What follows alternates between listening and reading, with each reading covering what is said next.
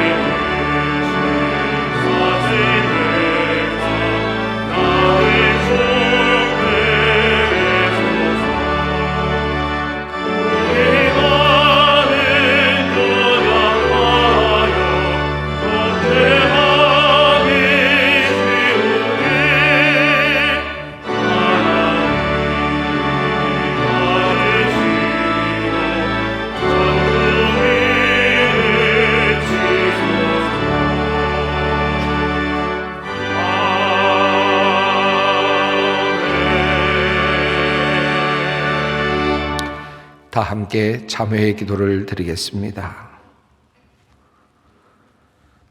사랑과 자비가 풍성하신 하나님, 차가운 바람이 우리의 옷깃을 여미게 하는 오늘입니다. 늘 한결같이 따뜻할 줄만 알았던 날씨가 급격히 바뀌는 변화의 시간을 경험하며 인간의 허망함과 연약함을 다시 생각합니다.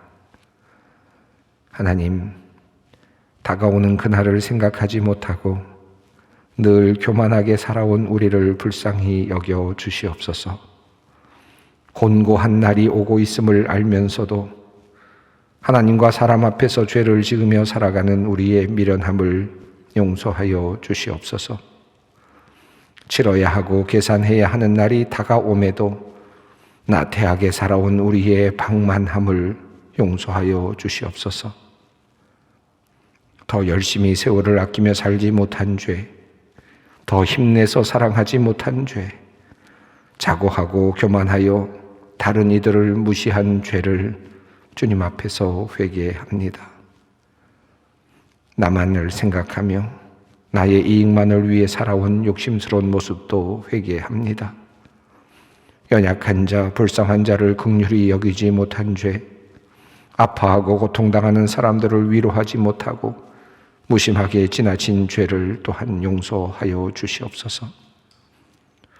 주님께서는 우리를 위해 다가오시며 우리를 고쳐주시고 다시 일으켜 세우시기를 원하시지만 우리가 그 주님을 기쁘게 영접하지 못하고 받아들이지 못함을 또한 용서하여 주시옵소서.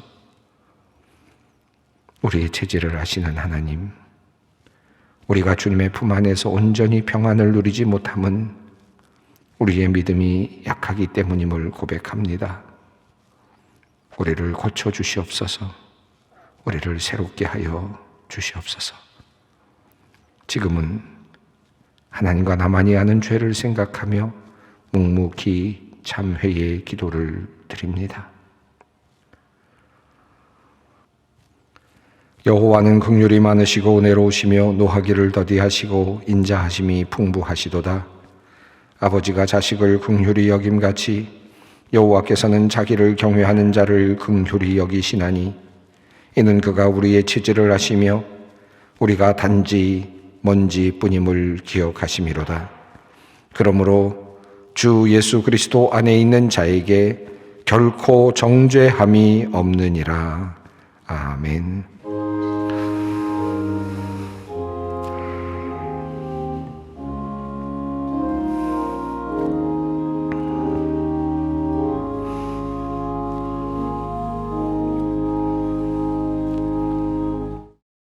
오늘 하나님께서 우리에게 주시는 말씀은 신약 성경 마태복음 8장 5절로 17절 말씀입니다. 마태복음 8장 5절로 17절의 말씀입니다. 주님의 말씀을 봉독합니다. 예수께서 가버나움에 들어가시니 한 백부장이 나와 간구하여 이르되 주여 내 하인이 중풍병으로 집에 누워 몹시 괴로워하나이다.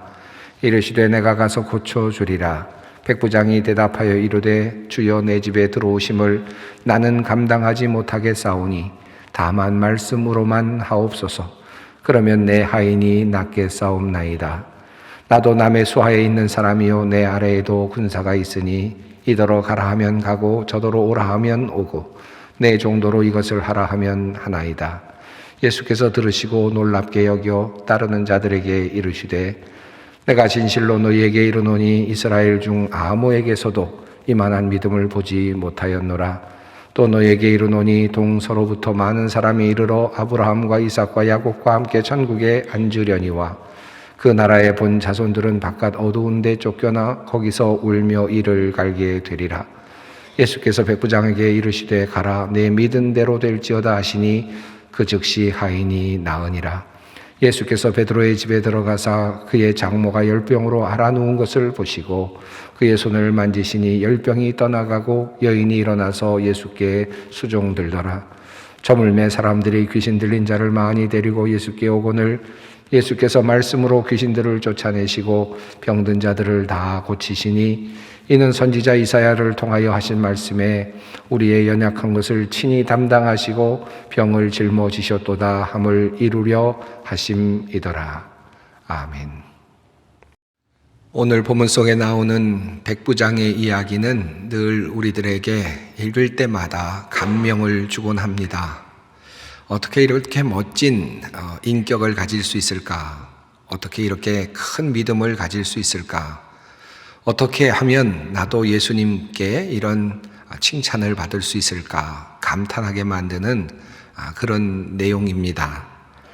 사실 백부장은 이방인입니다. 유대인이 아니라고 보는 것이 정확한 해석일 것 같습니다.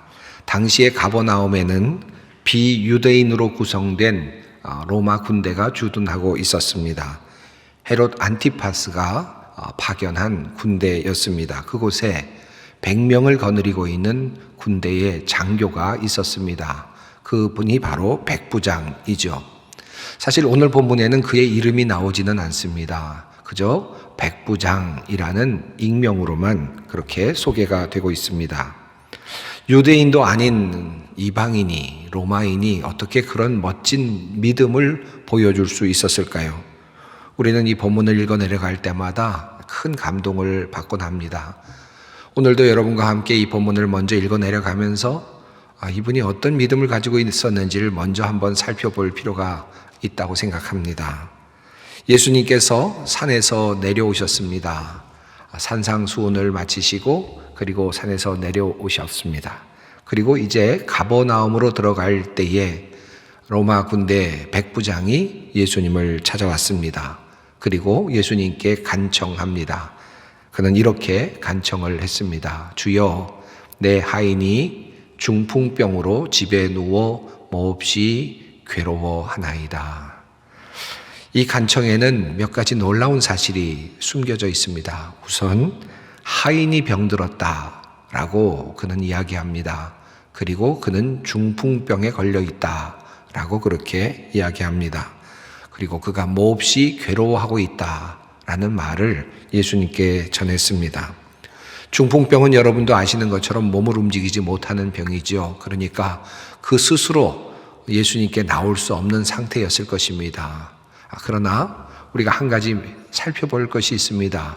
그는 지금 백부장이고 로마의 군인이고 그리고 로마의 아마도 시민권자이었을 것입니다. 그런 사람에게 종이 있었다라고 한다면 그 종은 어떤 존재였을까요? 당시 상황으로 본다면 종은 당시의 사람들에게는 재산과 같이 여겨지던 어찌 보면 하찮은 존재였습니다. 그런 하찮은 존재가 중풍병에 걸렸습니다. 종은 무엇을 하는 것입니까? 노동력을 제공해야 하는 그런 존재였을 텐데 중풍병에 걸렸으니 노동력을 제공할 수도 없는 그런 상황이 되었을 것입니다. 혹시라도 중풍병에서 낫게 된다 하더라도 그는 충분한 노동력을 제공할 수 없는 그런 존재였겠죠. 이미 그는 군대를 거느리고 있는 장교였기 때문에 얼마든지 종을 죽일 수도 있었고 살릴 수도 있었을 것입니다. 어쩌면 잔인한 그런 주인 같았으면 쓸모없는 종이라고, 쓸모없는 하인이라고 버리거나 아니면 죽였을지도 모르겠습니다. 그런데 이 로마의 백부장은 예수님께 찾아왔습니다. 그리고는 자기의 하인, 자기의 종을 위해서 예수님께 탄원을 했습니다. 그리고 더 나아가서 그의 고통을 느끼고 있습니다. 그가 몹시 괴로워합니다. 그의 고통을 느끼면서 예수님께 그렇게 간구를 했습니다. 참으로 놀라운 그러한 인격이라고 할 수 있겠습니다. 사랑이 많은 사람이라고 할 수 있겠죠.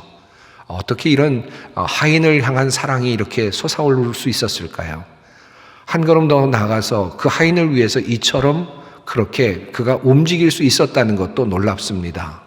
보통 사람들 같으면 그저 종, 하인과 같은 사람 그저 안 됐다라는 정도로 동정하고 그러나 더 이상 어떤 것도 하지 않는 그저 그런 정도로서도 충분히 공감하는 정도로서 아마 충분했을지도 모르겠습니다. 그러나 이 백부장은 공감하고 고통을 함께 느꼈을 뿐만 아니라 그것을 고쳐주고 싶어서 예수님께 과감히 나왔습니다. 그는 행동하는 인격을 가지고 있었습니다. 종을 사랑하는 것도 사랑하는 것이었지만 로마 제국의 장교인 백부장이 다스리고 있는 지역의 한 백성인 사람 예수님께 찾아 나와 간청을 한다는 것도 사실은 쉽지 않은 일이었을 것입니다. 당시에 로마의 시민권만 가지고 있어도 뭔가 큰 행세를 하고 있었던 상황이었기 때문에 그는 로마인도 아닌 그저 지배 계급에 있었던 유대인에게 나와서 그 예수님께 나와서 요청을 한다는 것은 어쩌면 조금은 수치스러운 그런 일이었을지도 모르겠습니다. 그런데도 불구하고 이 백부장은 예수님께 나와서 예수님 앞에서 간청을 했습니다. 그의 아픔을 느끼면서 그가 괴로워하고 있다고, 그는 지금 중풍병에 걸려 있다고, 그가 그를 불쌍히 여겨달라는 그런 의미로 예수님께 간청을 했습니다. 그 간청에 예수님께서는 이렇게 대답을 하십니다. 이르시되 내가 가서 고쳐주리라. 예수님께서 뜻밖의 말씀을 하신 것으로 보여지기도 합니다. 이방인에게 쉽게 가겠다라고 말씀하시는 것이 어쩌면 참 드물어 보이는 그런 반응일 수도 있겠습니다. 그래서 그런지 독일어 성경을 만든 독일 성소공회가 발행한 주해 성경은 이 부분을 이렇게 고쳐서 번역할 수도 있다고 그렇게 제안을 하고 있습니다. 이 본문은 의문문으로 해석할 수 있는데 그렇다면 이런 해석이 된다는 뜻입니다. 꼭 내가 가서 그를 낫게 해야 한다는 말이냐? 어찌 보면 맥락상 이 뒤에 의문문으로 해석하는 것이 더 적절한 해석처럼 보이기도 합니다. 자연스러운 해석처럼 보이기도 하죠. 어떤 해석으로 예수님의 말씀을 받아들이든지 간에 그러나 그럼에도 불구하고 백부장의 대답은 상당히 놀랍습니다. 그는 이렇게 대답을 하죠. 백부장이 대답하여 이르되 주여 내 집에 들어오심을 나는 감당하지 못하겠사오니 다만 말씀으로만 하옵소서. 그러면 내 하인이 낫겠사옵나이다. 당시 유대인들은 이방인들의 집으로 들어가는 것을 부정하게 여기고 있었습니다. 아마도 이 백부장은 그것을 알고 있었을지도 모릅니다. 그래서 예수님께서 그의 집으로 들어오신다고 말씀하셨을 때 백부장은 한사코 그를 만류하고 싶었을지도 모릅니다. 예수님께서 백부장의 집에 들어오시는 순간 예수님은 부정한 자로 그렇게 낙인 찍힐 수 있었기 때문이었습니다. 그런 의미에서 집으로 오시는 것을 막아섰을지도 모르겠습니다. 그러나 한 걸음 더 나아가서 그가 그렇게 말한 데에는 그의 말 속에 들어있는 매우 중요한 이유가 있었다는 사실을 알게 됩니다. 그는 이렇게 자신의 군대 문화를 상기시키면서 이렇게 이야기했습니다. 나도 남의 수하에 있는 사람이요 내 아래에도 군사가 있으니 이더러 가라 하면 가고 저더러 오라 하면 오고 내 정도로 이것을 하라 하면 하나이다. 백부장이 대답하면서 말하기를 주여 내 집에 들어오심을 나는 감당하지 못하겠사오니 다만 말씀으로만 하옵소서라고 말씀하면서 그는 이렇게 이야기를 합니다. 군대의 문화가 어떤 것입니까? 위로부터 내려오는 그런 권한이 있죠. 왕으로부터 그리고 군대 장관에게 권한이 내려가지요. 군대 장관에게서 내려간 것은 천부장에게, 그리고 천부장에게서 내려간 권한은 백부장에게 내려갑니다. 이렇게 자신은 권한을 받고 또 권한에 따라 움직입니다. 그리고 그 권한은 말씀으로, 말을 통해서, 명령을 통해서 수행이 됩니다. 이 말은, 이 명령은 절대적이고 그리고 모든 권한을 행사할 수 있는 것이죠. 지금 그는 군대의 백부장으로서 이 명령의 중요성을 너무나도 잘 알고 있는 군대의 백부장으로서 예수님에게 이런 제안을 하는 것입니다. 예수님의 명령 하나만으로도 우리 하인은 나올 수 있습니다. 그가 어디에 있든지 어떤 곳에 있든지 상관없이 예수님의 그 명령 하나만으로도, 말씀만으로도 우리 하인은 나올 수 있습니다 라고 하는 그런 제안을 하고 있는 것입니다. 군대 문화에 젖어 있는 이 백부장으로서는, 이 명령의 중요성을 잘 알고 있는 백부장으로서는 참으로 놀랄 만한 아주 당연한 그러한 대답이고 반응이라고 할 수 있겠습니다. 사실 그러나 이 백부장은 자신의 이 군대적인 문화 속에서 나오는 이와 같은 이야기를 예수님께 하는 순간 자신이 가지고 있는 믿음을 예수님께 표현한 것이 되었습니다. 백부장에게 윗사람이 있고 또 윗사람이 있는 것처럼 백부장이 가지고 있는 이 권한은 사실은 백부장으로부터 온 것이 아니라 천부장으로부터 온 것이고, 천부장으로부터 온 것이 아니라 군대의 장관으로부터 온 것이고, 그것은, 그 권한은 로마의 황제로부터 온 것이다. 다시 말하면 백부장은 자신의 주둔지에서 무슨 일을 할 때에 황제의 권한을 가지고 황제의 권한을 대리해서 그것을 하는 것이고, 백부장의 말 한마디가 황제의 말과 같은 효과를 발휘할 때가 있는 것이죠. 바로 그러한 믿음 속에서 백부장은 예수님 앞에서 이렇게 이해하고 이야기를 합니다. 예수님은 하나님이 보내신 분이 아닙니까? 이런 마음이 그 안에 담겨 있습니다. 예수님은 하늘로부터 온 분이시고, 예수님은 하나님으로부터 온 분이시고, 그러므로 하나님의 전권을 가지고 오신 분이시니 예수님께서 그렇게 말씀하시는 순간 그 말씀은 하나님의 명령으로 주어지는 것이나 다름없습니다 라는 뜻이죠. 그리고 예수님이 바로 그러한 분이라는 사실을 나는 믿습니다 라고 하는 그 고백이 바로 백부장의 고백이었습니다. 다시 말하면 하나님으로부터 권한을 받으신 예수님께서 그 권한을 가지고 나으라고 말씀하시는 순간, 명령하시는 순간 그 사람은 낫게 될 것입니다 라고 하는 믿음이었습니다. 어마어마한 믿음이 그렇게 표현이 된 것입니다. 군대 백부장으로서 이야기를 하였지만 이것이 바로 믿음이었습니다. 예수님을 향하여서 그는 아주 멋진 믿음의 고백을 한 것입니다. 이 말씀을 듣자 예수님께서는 놀랍게 여기시면서 이렇게 말씀을 하셨습니다. 예수께서 들으시고 놀랍게 여겨 따르는 자들에게 이르시되 내가 진실로 너희에게 이르노니 이스라엘 중 아무에게서도 이만한 믿음을 보지 못하였노라. 그리고 이어서 주님께서 이렇게 말씀하십니다. 가라 내 믿은 대로 될지어다 하시니 그 즉시 하인이 나으니라. 사실 이 이야기는 우리들에게 상당히 많은 신학적인 교훈을 전해줍니다. 로마의 군인, 이방인이 예수께 찾아와 예수님의 명령 한마디면 모든 것이 가능합니다라고 그렇게 고백하고 있는 모습, 말씀만 하시옵소서, 명령만 하시옵소서라고 하는 이 장면에서 과연 믿음이 무엇인가 라는 사실을 우리가 배우게 되죠. 믿음이 무엇입니까? 예수님께서 말씀하시는 대로 이루어질 것이다 라고 그렇게 받아들이는 것, 우리의 마음이 받아들이고 우리의 지식이 받아들이는 것, 그것을 기대하는 것, 이것이 바로 믿음이라는 사실을 우리에게 알려주고 있습니다. 또 한 가지는 아주 놀랍게도 이 말씀 속에는 중보기도의 가능성이 열려 있음을 보게 됩니다. 예수님은 백부장에게 말씀하시죠. 내 믿음대로 될지어다 라고 말씀하십니다. 그런데 혜택을 누가 입었습니까? 바로 하인이 혜택을 입습니다. 그 자리에 병자는 없었고 그리고 하인은 그 자리에 없었습니다. 그 자리에 없었던 병자는 예수님 앞에서 자신의 믿음을 고백할 수도 없었고 더 나아가서 그 자신도 믿음이 있었는지 없었는지조차 알 수 없습니다. 어쩌면 믿음이 하나도 없었을 수도 있습니다. 그런데 이 백부장의 믿음, 백부장의 간청에 의해서 이 하인은 예수님의 능력을 입게 되었습니다. 그리고 나음을 얻게 되었습니다. 우리가 다른 사람들을 위해서 기도할 수 있겠구나 하는 사실을 우리가 알게 되는 부분이고 또 다른 사람의 기도를 통해서 우리도 혜택을 입을 수 있겠구나, 은혜를 입을 수 있겠구나 하는 그 사실을 알게 되는 바로 그러한 말씀이기도 합니다. 사실 이 말씀에는 매우 중요한 의미가 있습니다. 그가 중풍병에 걸렸기 때문이었죠. 지금 예수님의 이야기 속에는 그는 스스로 예수님께 나올 수 없는 형편에 있는 한 사람의 이야기가 소개되는 것입니다. 그가 바로 하인이죠. 이 마태복음 9장에도 또 다른 중풍병자의 이야기가 나옵니다. 그런데 그곳에서는 사람들이 침상을 들고 예수님께 찾아오는 장면이 나타나죠.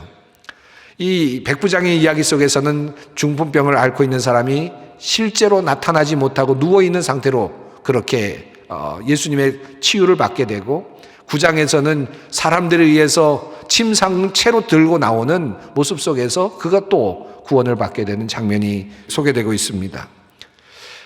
도저히 올 수 없는 상황 속에서 백부장은 그를 위해서 기도했고 그 하인은 그 능력에 예수 그리스도의 능력을 힘입어서 그만 나음을 얻게 되었다는 사실입니다. 나의 믿음이 나를 구원하지요.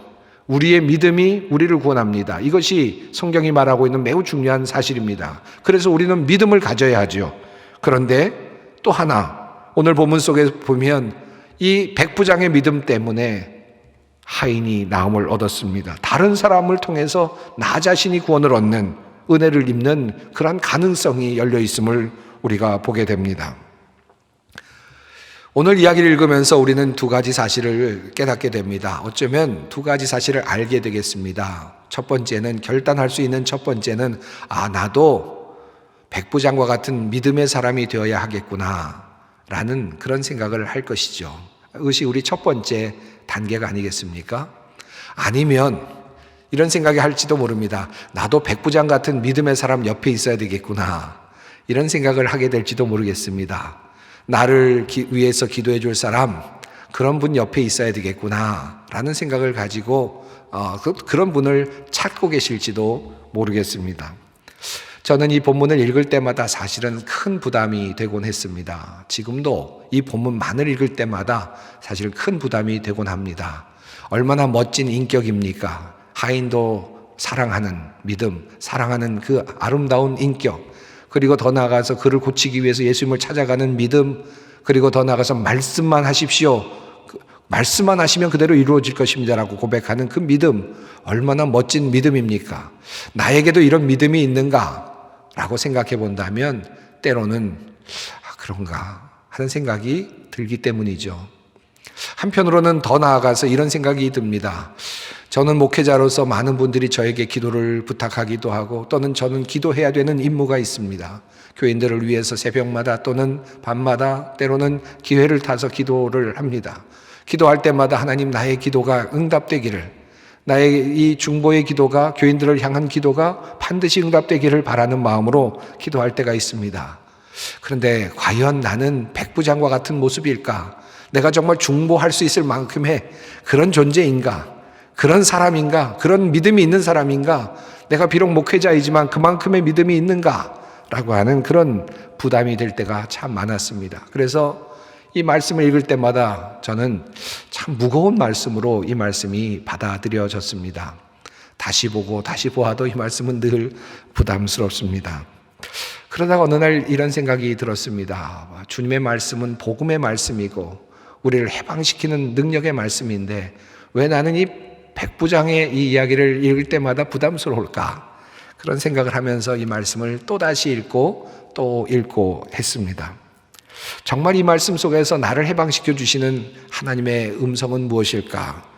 오늘 이야기 속에서 나에게 주는 그 해방의 메시지는 무엇일까?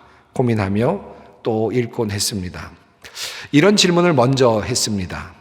하인이 낫기 위해서 백부장은 반드시 자신의 믿음을 보여주어야만 했을까?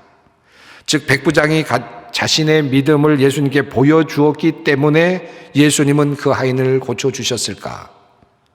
하인이 나은 것은 백부장의 믿음의 대가였을까? 라고 하는 질문이었습니다. 물론 이야기 흐름 속에서 본다면 백부장의 믿음이 두드러지게 나타나는 것은 사실이죠. 그러나 예수님께서 과연 믿음을 보시고 구원해 주셨을까 하는 질문은 계속 남습니다. 왜냐하면 예수님께서 만약 믿음을 보시기를 원하셨다면 하인의 믿음은 왜 보지 않으셨을까? 하인의 믿음에 대해서는 전혀 왜 이야기하지 않으셨을까 하는 생각을 해보게 되었기 때문입니다. 백부장의 이야기 앞에 나오는 또 다른 이야기가 있습니다. 그것은 바로 산상수훈을 마치시고 산에서 내려오실 때 만난 나병 환자 이야기입니다. 8장 앞부분에 있는 내용이죠. 나병 환자는 예수님께 나와서 이렇게 말합니다. 주여 원하시면 저를 깨끗하게 하실 수 있나이다. 여기서도 하나의 믿음이 보입니다. 나병 환자는 예수님께 찾아와서 주여 주님이 원하시면 나를 깨끗게 하실 수 있습니다. 나는 믿습니다. 라고 하는 표현을 했죠. 믿음의 고백이라고도 할 수 있겠습니다. 그러자 예수님께서는 그에게 손을 내밀어 만져주시면서 내가 원하노니 깨끗함을 받으라 라고 말씀하시고 그를 고쳐주셨습니다. 여기에서도 믿음이 강조되죠. 예수님은 지금 나병 환자의 믿음을 보시고 그를 구원해 주셨고 그 다음 이야기 속에서는 백부장의 믿음을 보시고 그 자리엔 나오지 않았지만 바로 그와 함께 있었던 이 종을 고쳐주셨습니다. 자, 그런데 그 다음에 나오는 이야기는 조금 다릅니다. 이후에 예수님은 베드로의 집으로 들어가십니다. 그리고 베드로 장모의 열병을 보시고 고쳐주셨다라는 내용이 나옵니다. 그런데 거기에서는 예수님께 믿음의 고백을 했다는 내용이 나오지는 않습니다. 그리고 이어지는 또 다른 이야기 역시 같은 맥락 안에 있습니다. 16절 이후의 말씀입니다. 저물매 사람들이 귀신 들린 자를 많이 데리고 예수께 오거늘 예수께서 말씀으로 귀신들을 쫓아내시고 병든 자들을 다 고치시니 이는 선지자 이사야를 통하여 하신 말씀에 우리의 연약한 것을 친히 담당하시고 병을 짊어지셨도다 함을 이루려 하심이더라. 이제 저물었을 때 사람들이 몰려왔습니다. 귀신 들린 사람들이 몰려오고 그리고 병든 사람들이 몰려왔는데 예수님께서 그들을 모두 다 고쳐주셨다라는 말씀입니다. 모든 사람들을 다 고쳐주시고 그들의 병을 짊어지셨다라고 하는 말씀이었습니다. 자, 이 말씀을 읽어보면서 저는 어느 순간에 이 말씀이 백부장만을 위해서 주시는 말씀이 아니라 백부장의 믿음만을 이야기하는 것이 아니라 전체적인 성경의 맥락 안에서 이 말씀이 비추어져야 되고 또 보아져야 된다라는 사실을 알게 되었습니다. 백부장의 믿음만을 이야기하면 백부장의 이야기만을 말하다 보면 백부장의 믿음이 도드라집니다. 당연히 백부장이 가지고 있는 엄청난 놀라운 믿음이 드러나죠. 그런데 그 위에 앞에 있는 것, 뒤에 있는 이야기, 다른 이야기들을 함께 살펴보면 다시 말하면 렌즈를 조금 더 뒤로 빼서 전체적인 성경의 이야기를 구조적으로 살펴보면 또 다른 이야기가 보인다는 사실을 알게 되었습니다. 오늘 저는 여러분에게 바로 그 이야기를 말씀드리고 싶습니다. 화면을 조금 더 넓게 펼쳐서 이야기를 보십시다. 마태복음 6장에서 8장까지 내용은 예수님께서 산 위에서 주옥과도 같은 말씀을 하시는 산상수훈의 내용입니다. 그리고 예수님께서 산을 내려오시죠. 내려오시는 장면이 8장입니다. 8장에서 첫 번째로 만났던 사람은 나병 환자였습니다. 그는 직접 나와서 예수님께 고백하며 믿음을 고백하며 고쳐달라고 요청했습니다. 예수님께서는 그가 나병에 걸려 있었음에도 불구하고 그에게 손을 내어 만져주시면서 그를 직접 고쳐주셨습니다. 그는 유대인이었습니다. 두 번째로 만난 사람은 이방인이었습니다. 백부장입니다. 그는 이방인이었음에도 불구하고 믿음을 가지고 예수님께 나와 말씀만으로도 충분히 나의 하인을 고칠 수 있다고 믿고 고백을 했습니다. 예수님께서는 그의 믿음을 보시고 그 자리에 없는 하인까지도 고쳐주셨습니다. 세 번째로 만난 사람은 베드로의 장모였습니다. 그러나 그곳에는 믿음의 고백이 없습니다. 초청을 받아서 들어가신 것도 아니었습니다. 그저 베드로의 집을 방문했을 때 그가 열병을 앓는 것을 보고 그에게 손을 내밀어서 고쳐주셨습니다. 병을 낫게 해주셨습니다. 그리고 나서 저녁에는 모든 병든 자들이 찾아옵니다. 그들 모두를 다 고쳐주셨습니다.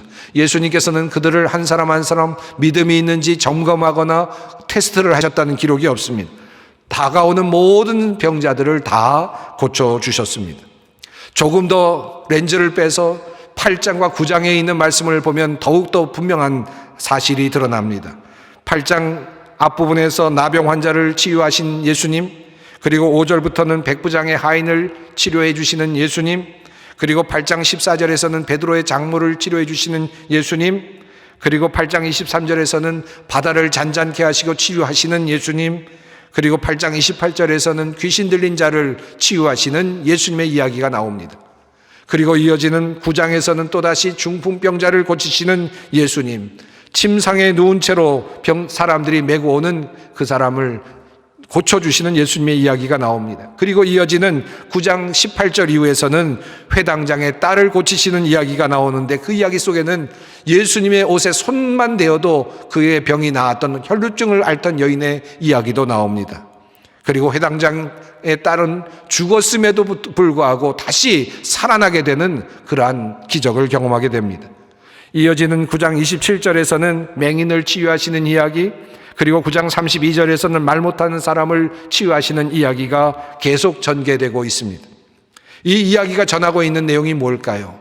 성경이 지금 8장과 9장에서 계속해서 이야기를 끌어가고 있는 바로 그 주제는 무엇일까요?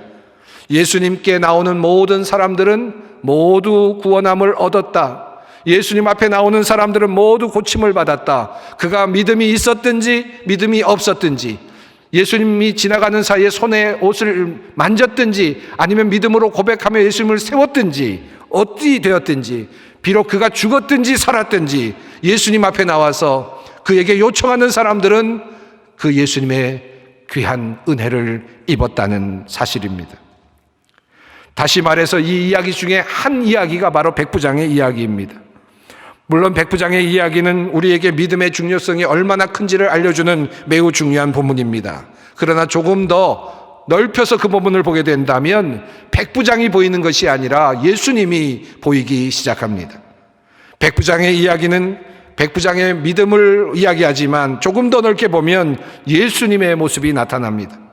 나병을 앓고 있는 사람에게 손을 내밀어 그를 낫게 하시는 예수님, 중풍병을 앓고 있는 한 하인에게 말씀만으로 그를 낫게 하시는 예수님, 믿음의 고백도 제대로 못하고 열병을 앓고 있는 베드로의 장모를 고치시는 예수님, 익명으로 찾아온 많은 사람들에게 그를 고치시고 또 세우시는 병자들을 다시 건강하게 만드시는 예수님, 그 예수님이 보입니다. 사랑하는 성도 여러분, 오늘 우리가 이 본문을 읽으면서 함께 보아야 할 내용이 바로 그것입니다. 예수님은 오늘도 우리를 향해 오십니다. 우리를 고치시기를 원하십니다. 직접 찾아오시고 그리고 다른 이들의 믿음을 통해 고쳐주시고 믿음을 보시고 고쳐주시고 믿음 부족한 자도 고쳐주시고 예수님은 우리를 고치시는 분으로 다가오십니다. 그런 관점에서 백부장의 이야기는 예수님은 이방인들도 고쳐주시고 그리고 예수님의 그 백부장의 이야기는 예수님은 멀리 있는 사람도 고쳐주시고 예수님의 이 백부장의 이야기는 백부장의 믿음을 보시고 다른 이도 고쳐주시는 예수님이시다는 사실을 우리에게 알려주고 있습니다. 이 복음이 우리 모두에게 소망이 되기를 바랍니다. 병든 사람, 아픈 사람, 주님의 도우심이 필요한 사람은 모두 주님 앞으로 나아오십시오. 믿음이 있는 사람도 오십시오. 믿음이 부족한 사람도 오십시오. 예수께 나오는 사람은 모두 고침을 받을 것입니다. 그분은 우리가 연약한 것을 친히 담당하시고 우리의 병을 짊어지시는 분이십니다. 이 믿음으로 오늘 주님께 나오는 우리 모두가 되기를 간절히 소망합니다. 기도하겠습니다. 사랑의 하나님, 오늘 백부장의 위대한 믿음을 다시 말씀을 통해 살펴봅니다. 늘 우리도 그런 믿음으로 주님께 나아가길 원하지만 항상 우리는 믿음이 부족합니다. 하나님, 우리의 믿음의 부족함에도 불구하고 주님은 우리를 고치시기를 원하며 우리에게 주님께 나오는 모든 사람을 고쳐주심을 믿습니다. 오늘 이 자리에 있는 모든 성도들, 그리고 온라인으로 예배를 드리는 모든 주님의 백성들에게 치유의 은총을 허락하여 주시옵소서. 불치의 병으로 절망한 이에게 주님께서 치유의 기적을 베풀어 주시옵소서. 암으로 중풍병으로 고생하며 투병하는 모든 이들에게 주님께서 다가가 주시고 그들의 믿음을 보시고 가족들의 믿음을 보시고, 아니 그들의 믿음이 부족하다 할지라도 주님을 바라보는 모든 이들에게 주님께서 은혜를 내려주시고 그들을 구원하여 주시옵소서. 오늘도 우리를 고치시기 원하며 우리를 고치시기 위해 이 땅에 오신 예수님의 이름으로 기도드리옵나이다. 아멘. 우리 주 예수 그리스도의 은혜와 하나님의 사랑하심과 성령님의 교통하심이 백부장과 같은 믿음으로 나를 넘어 이웃까지도 하나님의 은총을 누리게 하는 데 헌신하기를 원하는 모든 주님의 백성들 위해, 또한 믿음이 부족함에도 주님을 바라보며 주님께 은총 얻기를 원하는 모든 주님의 백성들 위해, 소망의 성도들 위해, 이 나라와 민족과 역사 위에 항상 함께 하시기를 간절히 축원하옵나이다. 아멘.